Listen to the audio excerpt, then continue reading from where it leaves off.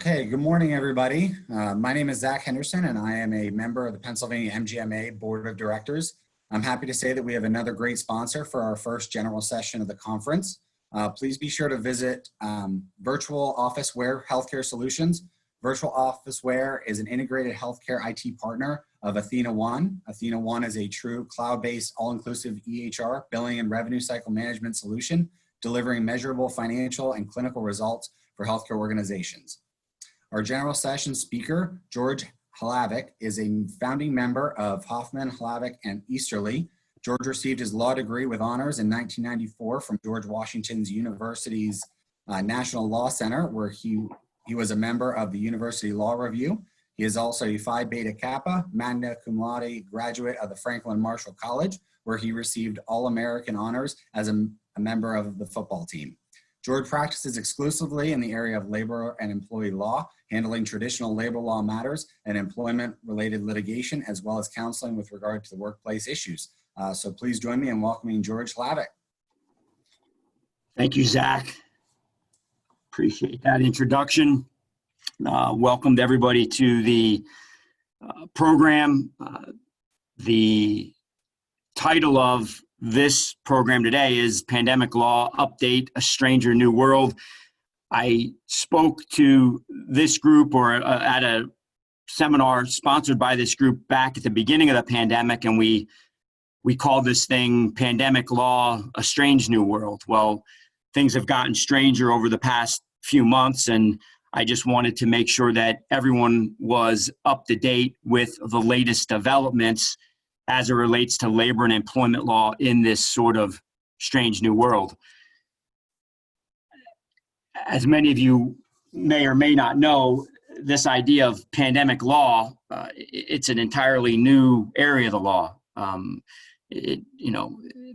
of us have lived through anything like this, unless, perhaps we're approaching or just over 100 years old. But at the end of the day, where we're at now is we're in a situation where, based upon the pandemic we're dealing with, we have an entirely new type of law that has spawned itself and that has developed. We've had new laws passed, new regulations passed. We get new guidance, it seems like, on a weekly basis in terms of how we're supposed to handle these things as employers.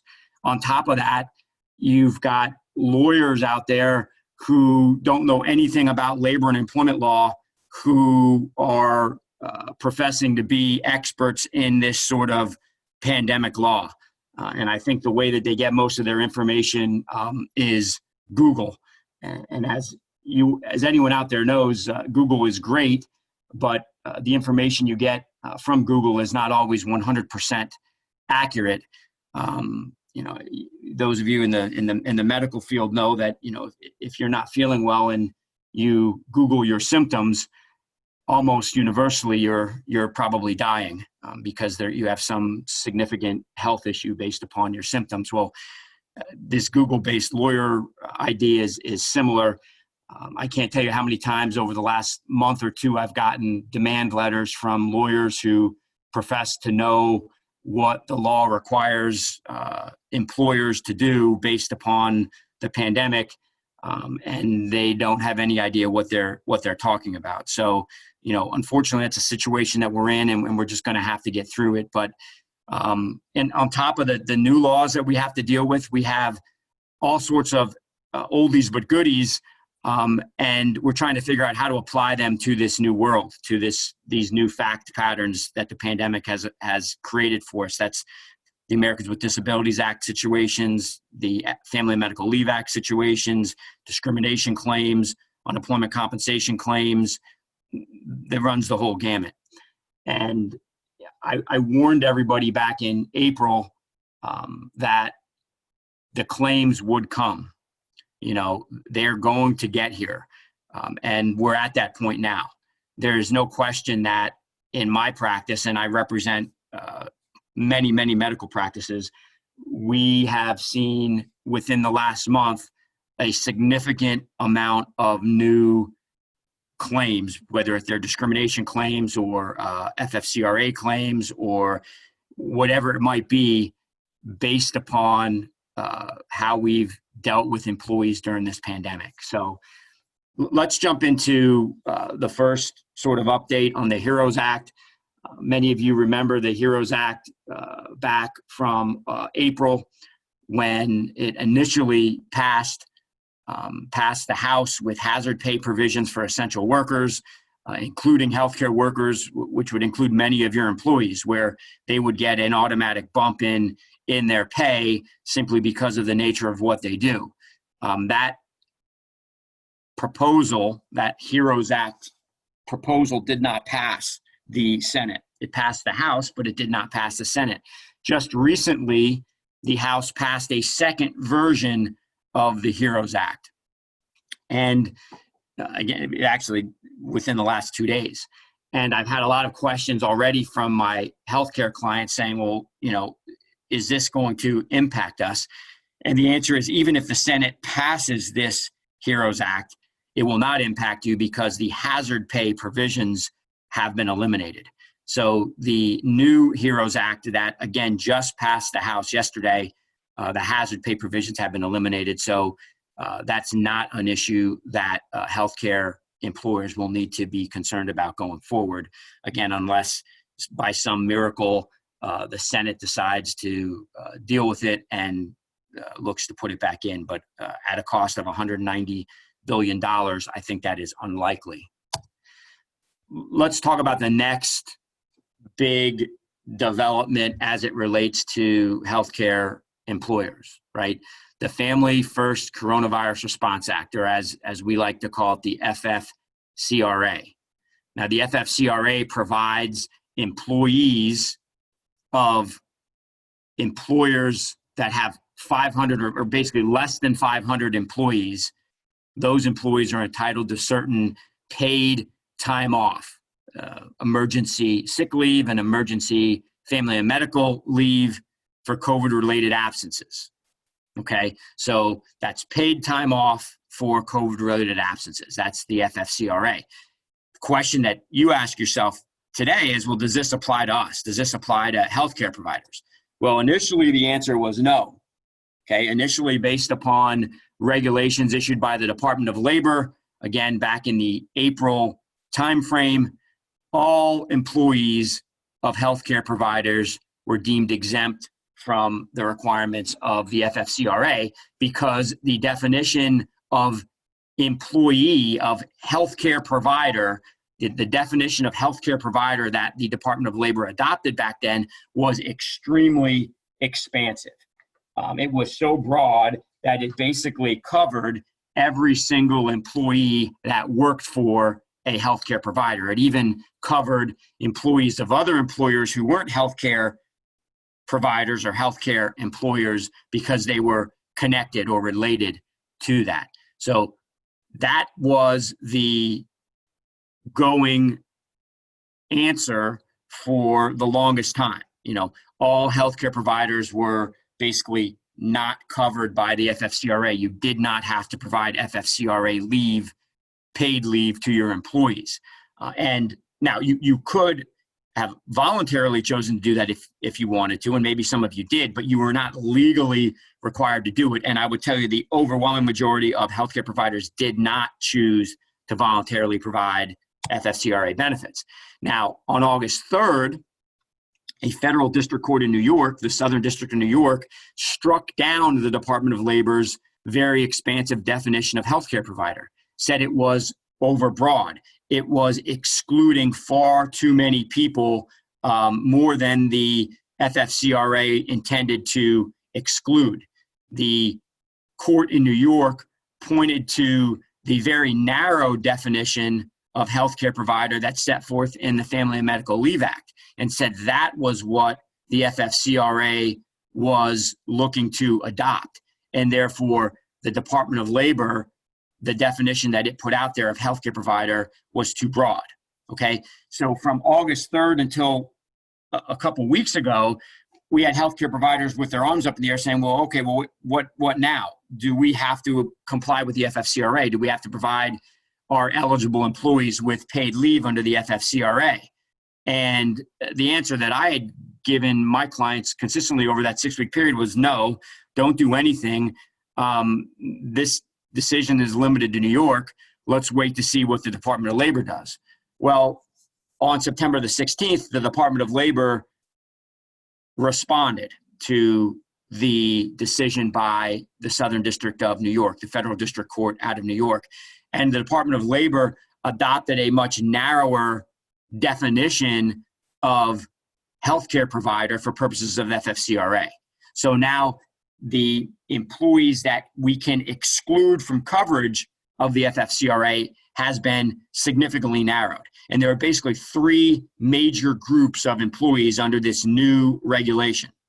Okay, if you have an employee that does not fall within one of these 3 categories, they are entitled to FFCRA leave for a qualifying reason. So let's talk about the 3 categories of employees that are exempt under the FFCRA. The first is easy: doctors of medicine, doctors of osteopathy, all DOs and MDs, they are exempt.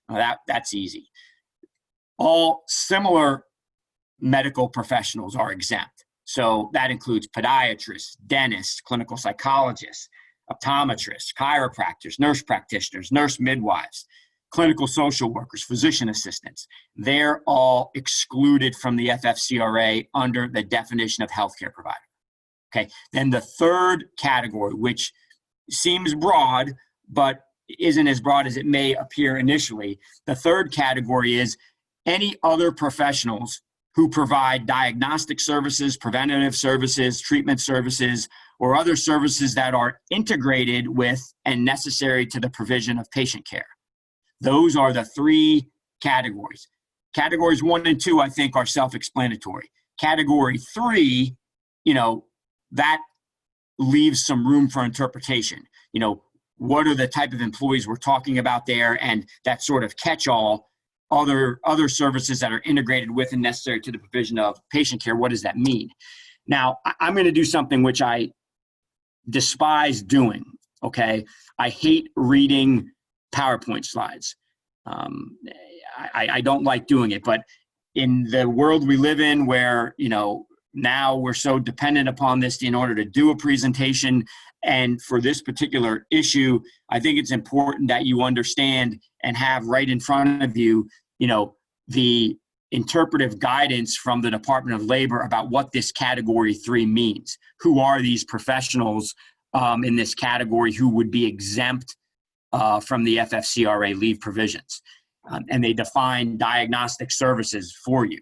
That includes taking or processing samples, performing or assisting in the performance of x-rays or other diagnostic tests or procedures, and interpreting test or procedure results. So if you have employees that's their job, they would be exempt from the FFCRA.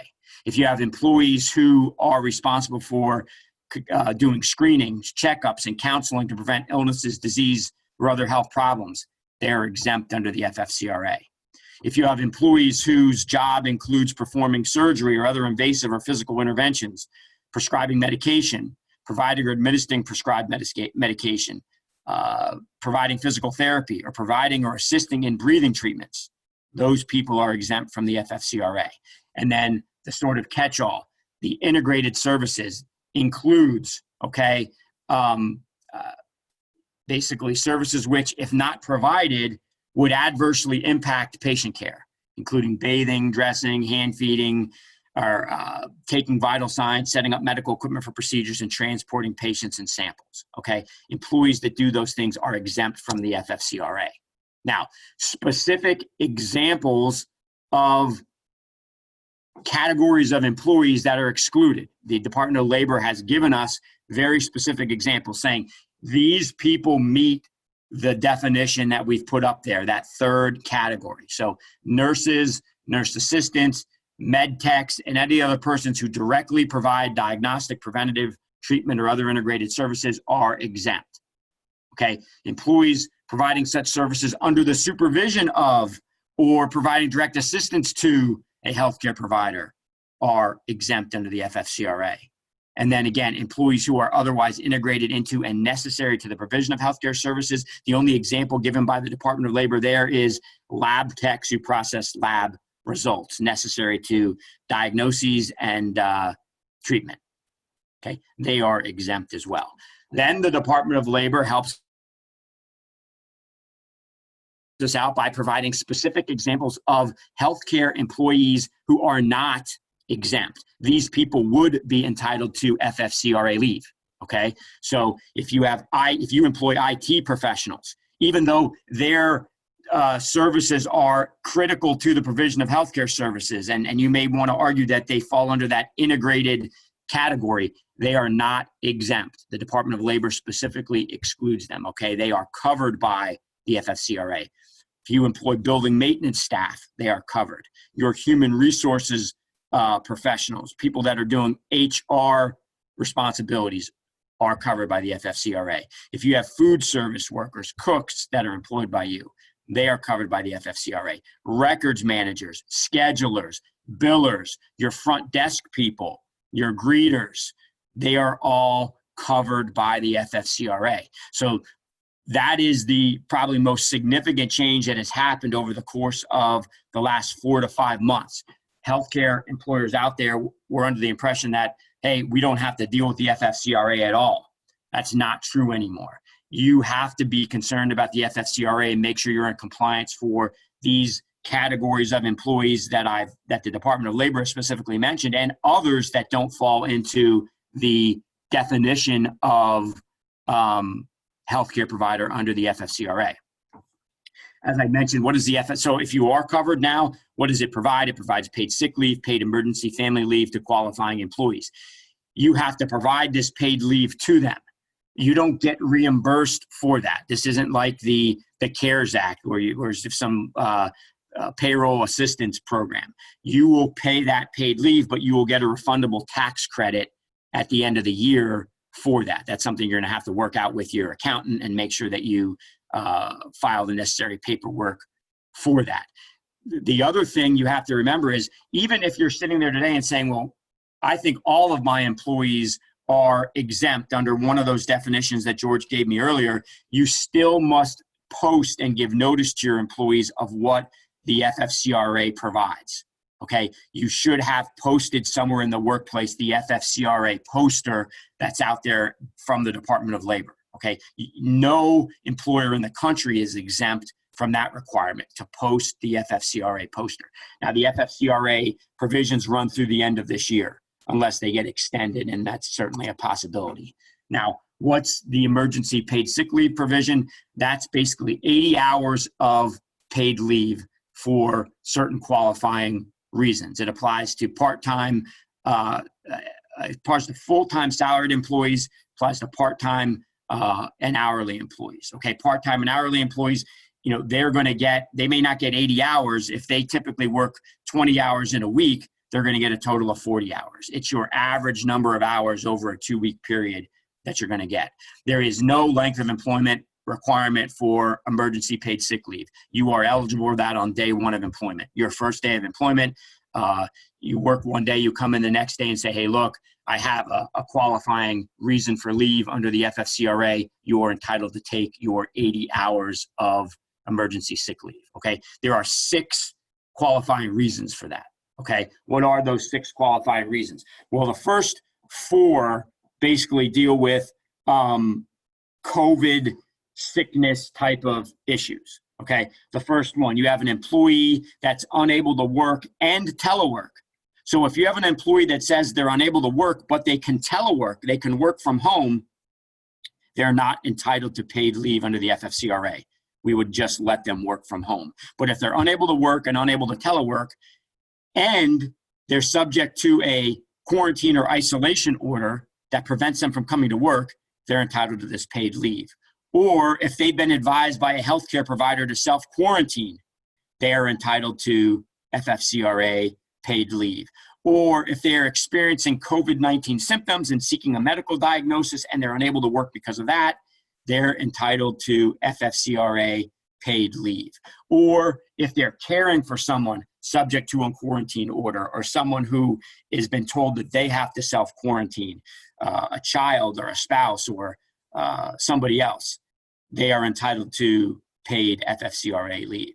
The 5th category is the childcare sort of school part of the FFCRA. If you have an employee that says, I can't come to work because my child's school is closed, or their daycare or childcare provider is unavailable, and therefore I can't come to work, I need to stay home to care for this child who has online school, or who normally would stay with their grandparent and they can't stay with their grandparent now, that is a qualifying reason for emergency paid sick leave under the FFCRA. Okay, so they would be entitled to that. 6 is a catch-all. I don't really have anything to say about 6 because there's really nothing else out there right now on 6. So those are the 6 qualifying reasons for emergency paid sick leave. And then the second major component of the FFCRA is the emergency family and medical leave. So where the emergency paid sick leave is 80 hours or whatever your typical 2-week work hours are, emergency family and medical leave is an additional 12 weeks of paid leave. Okay, the first 2 weeks of emergency family and medical leave are unpaid, but you can use your 2 weeks of emergency sick leave to get it paid. And then the remaining 10 weeks of emergency family and medical leave would be paid. Okay, now there is only one reason for you to be able to take emergency family and medical leave, and that is you have to care for a child whose school or place of care or daycare is closed due to COVID-19. So you have a situation where right now, many of us are dealing with employees who have kids who are either working or taking school completely remotely at home or some hybrid model, and parents are saying, we can't leave them home alone, we need to stay home. If they can't telework at home and they don't fall into the definition of a healthcare provider that we talked about earlier, they're entitled to FFCRA leave and it's paid. How do you calculate the pay? If it's for reasons 1, 2, or 3, which all had to do with the quarantine orders, or you're having symptoms, or a doctor has told you that you need to quarantine, for the emergency paid sick leave, you get your regular rate of pay, or $511 a day, whichever is less, up to a total of $5,110. That's over a 2-week period. Okay, so the most anyone can get is $511 per day for FFCRA leave for reasons 1, 2, or 3.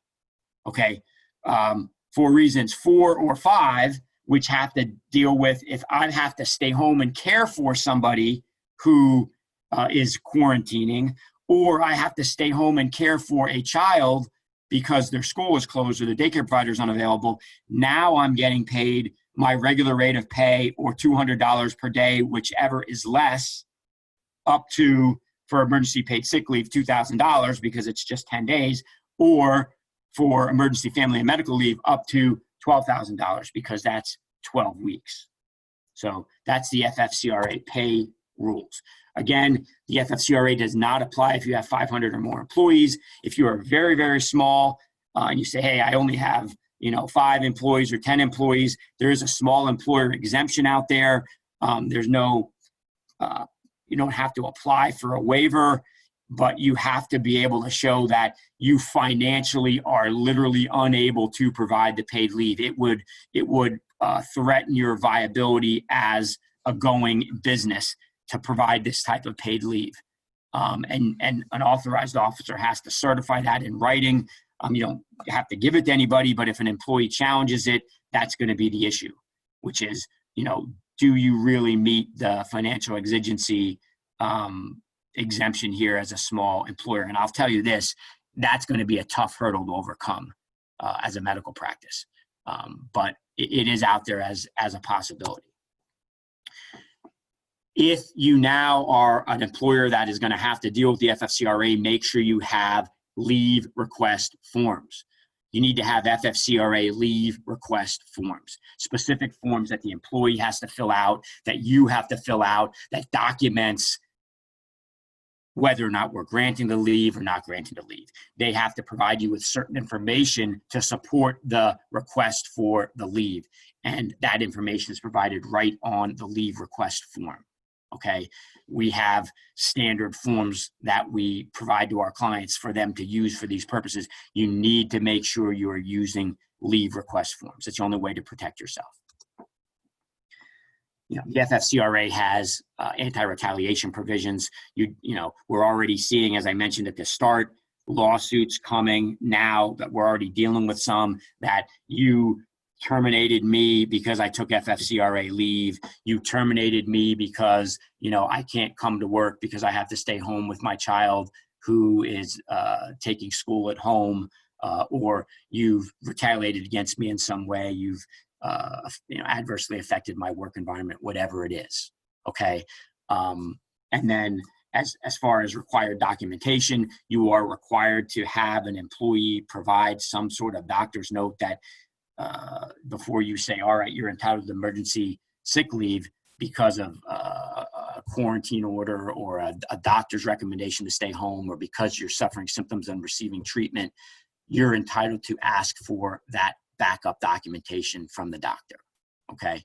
So now what they provide you doesn't have to be very extensive, but you are entitled to that before you approve it.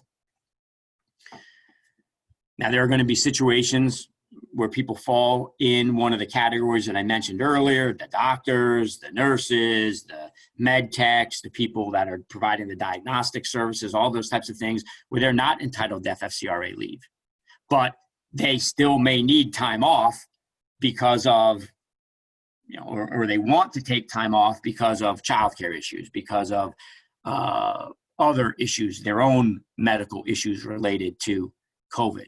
And there, they don't have FFCRA leave available. So there, you're going to have to look to what are your internal leave policies and procedures. Do they have PTO available? Do they have unpaid leave available? What's their ADA entitlement? We're going to talk about what's their FMLA entitlement. Okay. Those are the types of things that you're going to have to do for those people. You can't basically just automatically deny every request for time off that someone has for a COVID-19 related absence. Okay.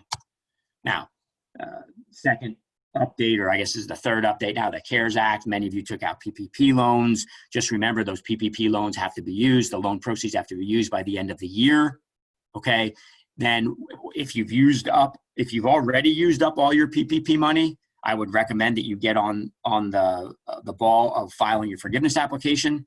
And if you haven't used your money up yet, once you've used it up, I would, again, immediately get working on your forgiveness application.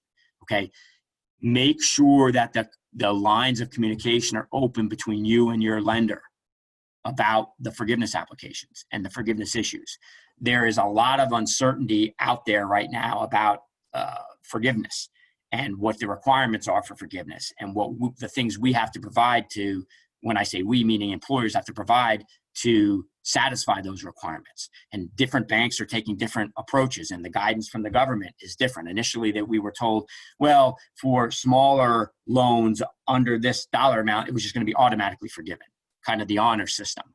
Well, they've sort of moved away from that, and now we clearly are going to have to provide forgiveness applications. So make sure you get on top of that. Okay. Pandemic response plans. Do you have them? I mean, I don't even want to spend really any time on this. You all have to have pandemic response plans. I'm sure you all have written pandemic response plans that meet the 4 requirements that I've set forth on this slide. Okay. Inform employees of what they need to do to reduce their risk, explain the steps you've taken to protect them, and establish the protocols for dealing with asymptomatic employees with exposure issues and symptomatic or positive employees. What are the steps that you're taking as an employer? What are the automatic steps that you're going to take in these situations? Okay, you have to have them. If you don't have a pandemic response plan, your head has been in the sand. Okay, you need a written pandemic response plan. So hopefully that everyone already has that. Okay. ADA issues under COVID-19, okay, under the pandemic. Obviously, COVID-19, if someone comes down with COVID-19, that can be a disability under the ADA, okay? The COVID-19 issues can trigger other disabilities: depression, anxiety, asthma, heart-related issues. All these things can be exacerbated by COVID-19.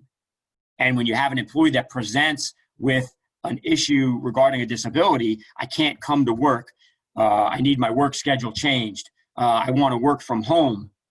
These are ADA issues. You can't just say, oh, no, can't do it. We're not going to do it. You have to engage in the interactive process with them, which is what the ADA requires you to do.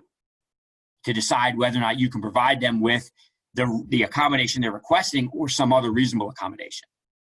And the standard by which it's judged is you have to provide it unless it's going to cause for you an undue hardship.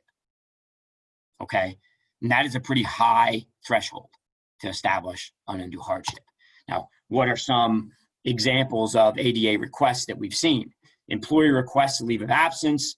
They're unable to come to work for you because they live with an older family member who's at greater risk of getting COVID, and therefore they don't want to come to work and expose themselves and then possibly bring that home. Well, that request is denied outright. Okay, you cannot. There's no ADA accommodation that we have to grant to an employee who has no issues on their own. They have no disability, no medical issues on their own. They're worried about an older family member at home. Okay, that's rejected outright. There is no ADA issue there. Employee requests a leave of absence because they have a child at home with a disability that creates a compromised immune system. Very similar to number one. They want a leave of absence, or they don't want to come into work because they don't want to bring this home. They're afraid that they're going to get their child sick. A very reasonable concern, but not one that triggers any ADA accommodation on your part. Okay, you don't have an obligation to accommodate someone for their child's disability. You have to accommodate them for their own disability. So again, no ADA issue there. An employee requests to telecommute because of a family member who's at risk. This is similar, right? This is similar to the first two. I don't want to come into work. I don't want to expose myself because I live with people that have compromised immune systems. I call this ADA versus Governor Wolf. If those of you that are in Pennsylvania today, according to Governor Wolf, everyone should just work from home. He doesn't believe, nobody should be working anywhere, at work, in the office, or, everybody should just work from home, according to Governor Wolf. The ADA says, well, that's not the law. Okay. If we need people to work at work in order for them to do their jobs, that they can't do their jobs well enough at home, there are problems with them doing it at home, we can require them to come to work. Okay, and we don't have any obligation here specifically. We definitely don't have an accommodation obligation when you want to work from home because of a family member issue. That would not trigger an ADA accommodation on the part of you, the employer. Employee requests to telecommute because of their own depression or anxiety related to COVID-19. Now we're getting into some more difficult issues. Now it's the employee's disability at issue, and they're saying, hey, look, I can't come to work.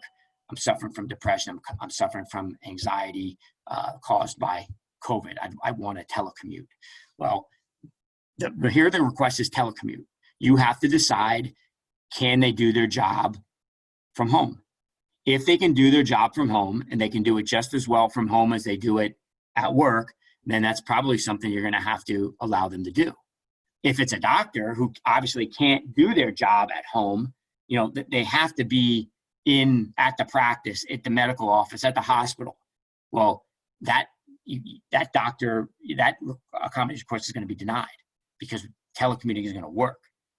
Okay. Now there may be a different accommodation request there, which is, all right, I need a leave of absence, because I'm unable to work because of depression and anxiety, right? And you may have to grant a leave of absence for them under the ADA. You may have to grant a leave of absence for them under the FMLA, and we'll get to that in a minute. But a leave of absence request for a disability during the pandemic is not something that we can just ignore. We have to go through the interactive process with that. What are some telecommuting issues to be aware of if you're going to allow people to telecommute? You need to have a written policy on it. How are they going to keep track of their time? How are you going to verify the time that they're working, both salaried and hourly employees? What about confidential information if they're going to be using their home computer to access, work files?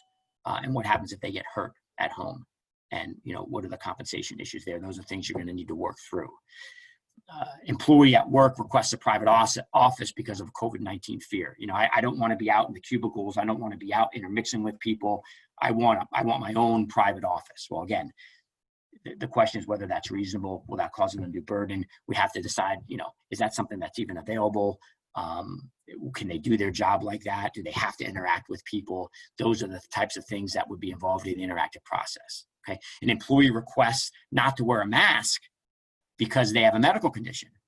Okay, I don't want to have to wear a mask at work. Well, again, we can't, again, you're healthcare providers, you have a much greater interest in this than even all the other employees out there and employers out there. You at least are going to have to engage in the interactive process. This may be a difficult one to accommodate, but are there other options available to this employee who has a breathing condition or a breathing issue? Can we give them a face shield instead of a mask? Can we allow them to telecommute? Can we put them in a private office where they don't have to wear a mask? Can we grant them a leave of absence? Those are all things that you're going to have to consider. Okay. Other ADA issues. Can we require employees to get antibody tests? No. The EEOC said no, they're unreliable. Can we require employees to get COVID-19 tests as a condition to coming back to work or as a condition to work? Yes, that is permissible under the ADA. Now you have the rapid versus the regular issue. People are questioning the reliability of the rapid tests versus the other types of tests. I'm not an expert in that area, but I can tell you that that's going to become an issue as it relates to, the EEOC has already said no to antibody tests because they're unreliable. If these rapid tests are proven to be unreliable, then, we may have a problem there. Now, let's say another ADA issue to think about going forward, and I don't want to spend a lot of time on this, but it's just something to put in the back of your head. What happens when we get a vaccine?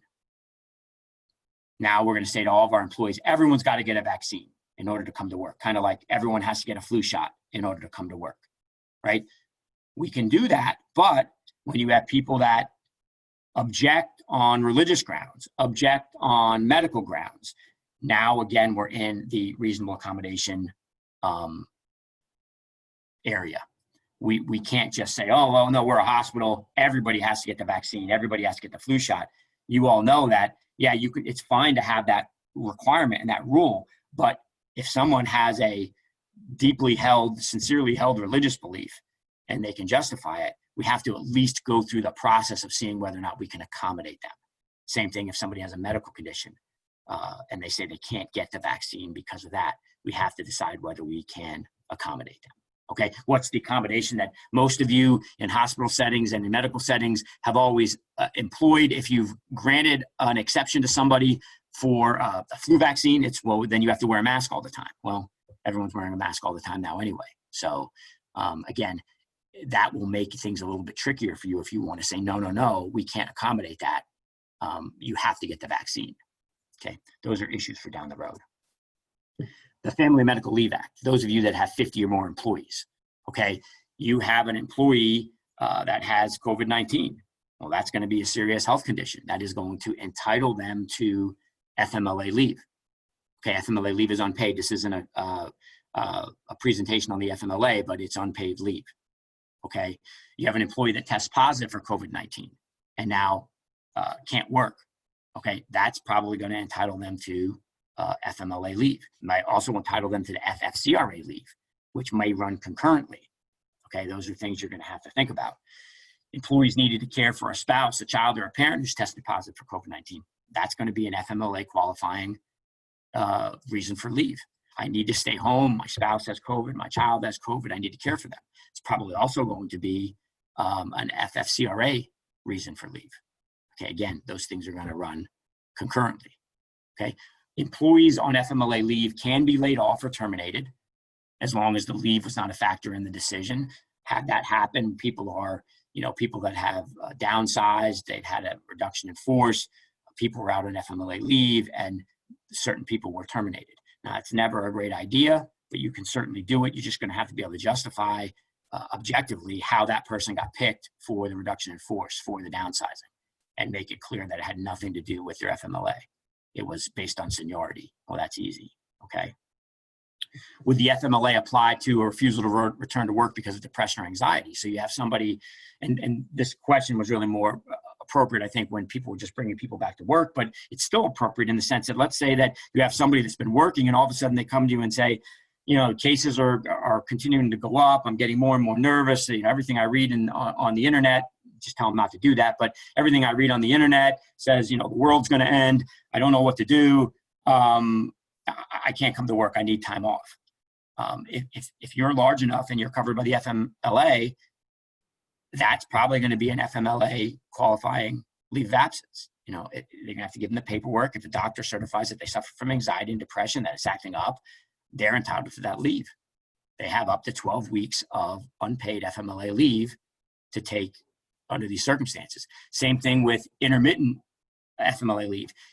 And this is where it gets difficult, where you have somebody that says, hey, I have anxiety or I have a depression, and it's triggered by COVID worries, and you can use it intermittently. That means I can use it 1 day today, 2 days next week, 1 day the following week. 12 weeks is a lot of days. Now, 12 weeks is 60 days. So I've got 60 days of time off I can take whenever I want to. It's almost like a get out of jail free card. And it's very, very difficult to,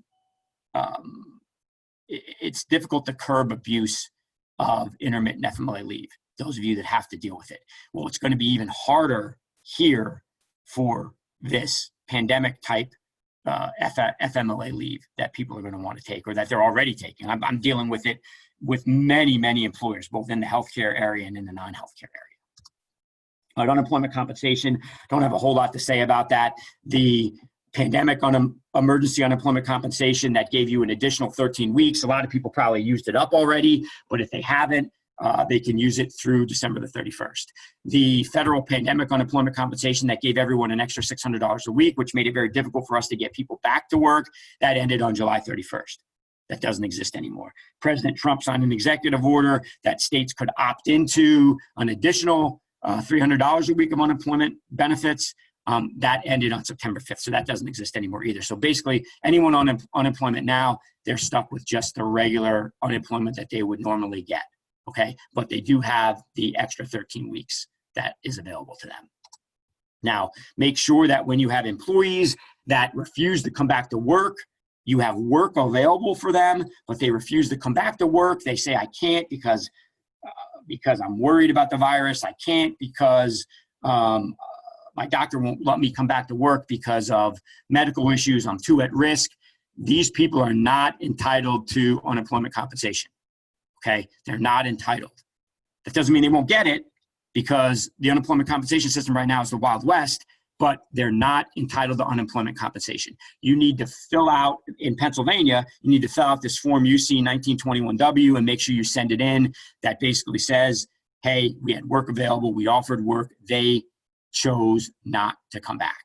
You need to make sure that your offer of employment, of reemployment to the employee was in writing, and that you confirmed that they refused in writing.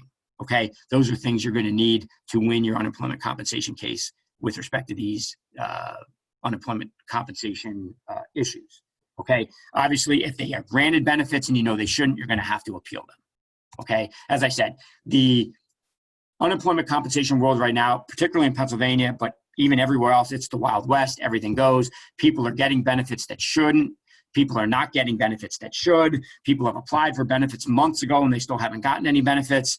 The UC system is overwhelmed. And because of that, things are slipping through the cracks. In Pennsylvania, we've been promised that no employee that's getting benefits for COVID-19 reasons that none of that is going to affect your rate. That shouldn't affect you. That's going to be forgiven. You're not going to have to, that money is going to get reimbursed if you're a reimbursable employer. Well, what I have to say is what my old buddy Fox Mulder used to say, which is, trust but verify. Or he used to say, trust no one. I guess so. I would say trust but verify. You need to stay on top of this. Employers are getting forms every day. The forms are wrong. You're getting charged for benefits you shouldn't be getting charged for. Well, when we contact unemployment about that, they say, don't worry, we're going to fix it.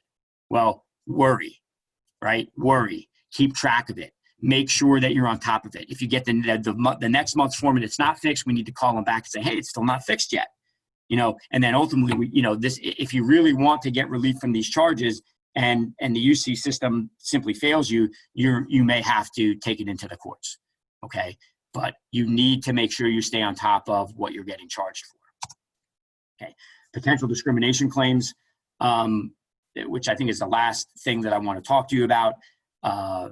Obviously, some of you have had to furlough people, lay people off, terminate people, then maybe you're bringing people back. But however you make those furlough decisions, those layoff decisions, those termination decisions, how you bring those people back, those are all going to be challenged. Okay. While people were getting unemployment compensation benefits, we didn't see any EEOC charges. Nobody cared that they didn't get called back because they were getting unemployment plus an extra $600 a month. Okay. Nobody cared that they were getting laid off.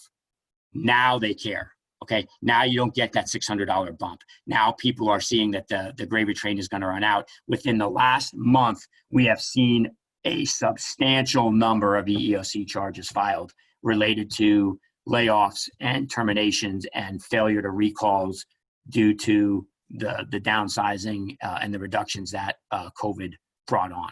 So trust me, you're going to see them and you're going to get them. You need to make sure that you've properly documented your decisions in order to protect yourself as a business, and that you had objective, and when I say as a business, as a healthcare provider, that you had objective criteria for what you did. It wasn't subjective. You made determination decisions based on objective criteria, whether it was seniority or performance scores or discipline in the file or whatever it might be. Not just, I like Jimmy better than I like Mary. And that's how I made the decision. Now, I went 5 minutes into the question and answer session, which I apologize for, but we've got now about 10 minutes for any questions that anybody might have. It's my understanding that you had the ability to type in questions, and that I believe Haley is going to help me here if there are already questions out there, and I'm happy to answer them. And by the way, if you have a question that's not COVID related or not pandemic related, but it's just labor employment related and you want to ask, feel free to do so.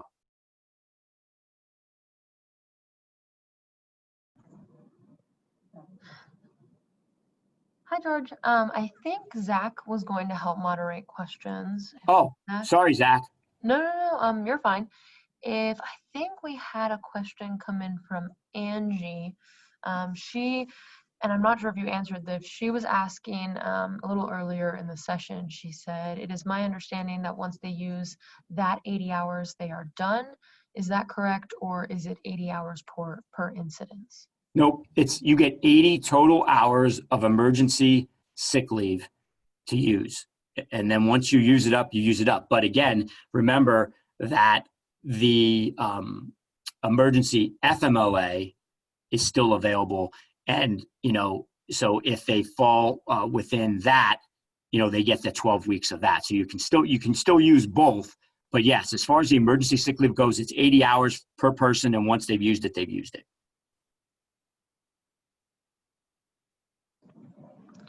I am just waiting here, seeing if anybody has any more questions.